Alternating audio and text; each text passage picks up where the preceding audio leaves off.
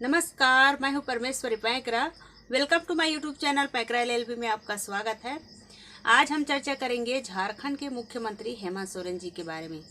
झारखंड के मुख्यमंत्री हेमंत सोरेन जी चूंकि आदिवासी हैं और झारखंड मुक्ति मोर्चा पार्टी से बिलोंग करते हैं, तो फिलहाल झारखंड के मुख्यमंत्री जी अपने पद से इस्तीफा दे दिए हैं। तो मामला क्या है, इसके बारे में हम चर्चा करते हैं।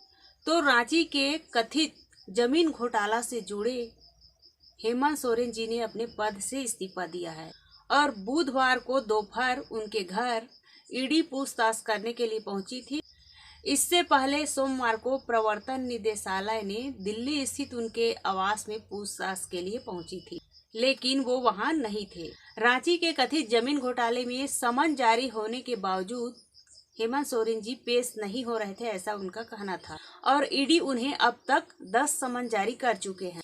इससे पहले इस मामले में ईडी ने उनके आवास में कई घंटों तक पूछताछ की थी।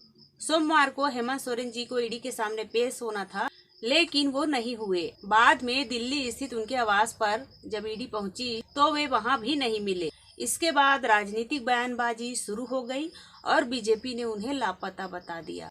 तो झारखंड के मुख्यमंत्री हेमंत सोरेन जी को भूमि घोटाले में गिरफ्तार किया गया है और उनके दिल्ली के आवास में छापा भी मारा है और उनके पास से 2 BMW कार और 36 लाख रुपए नगद जब्त किए गए हैं। ईडी का कहना है कि हेमंत सोरेन जी ने भूमि घोटाला, अवैध खनन, कोयला खनन जैसे स्कैम किए हैं, इसके लिए उसे गिरफ्तार किया गया है और ईडी के पास उनके खिलाफ ठोस सबूत पाया गया है, ऐसा उनका कहना है। चूंकि झारखंड के मुख्यमंत्री जी लाखों में एक है और उनके जैसा बहादुर मुख्यमंत्री इंडिया में नहीं है। तो अब हम बात करते हैं, भारत में ऐसे कितने घोटालेबाज लोग हैं जिनकी गिरफ्तारी आज तक इंडिया में नहीं हुई है। तो अब हम बात करते हैं, भारत के ऐसे कई करोड़ों की घोटालेबाज करने वाले लोग हैं जिनकी ईडी ने आज तक इंडिया में गिरफ्तार नहीं की गई है।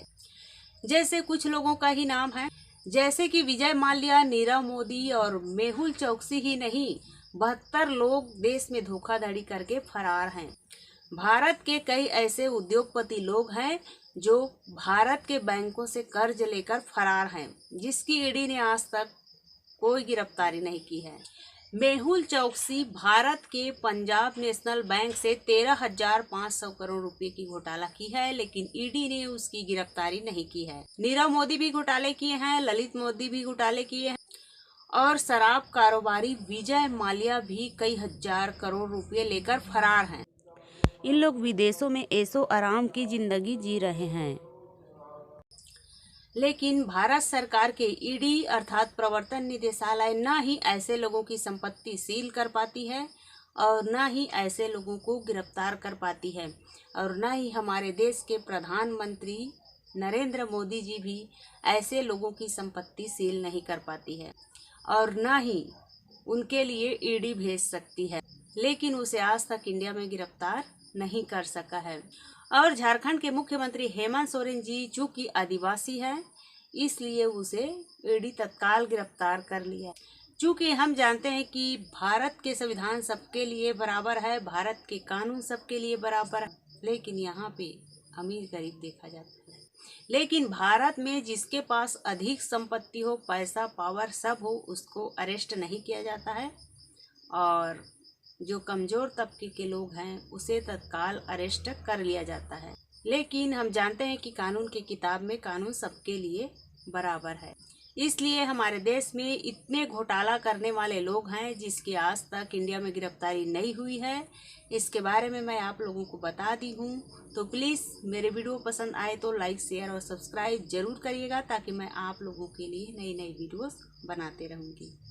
नमस्कार।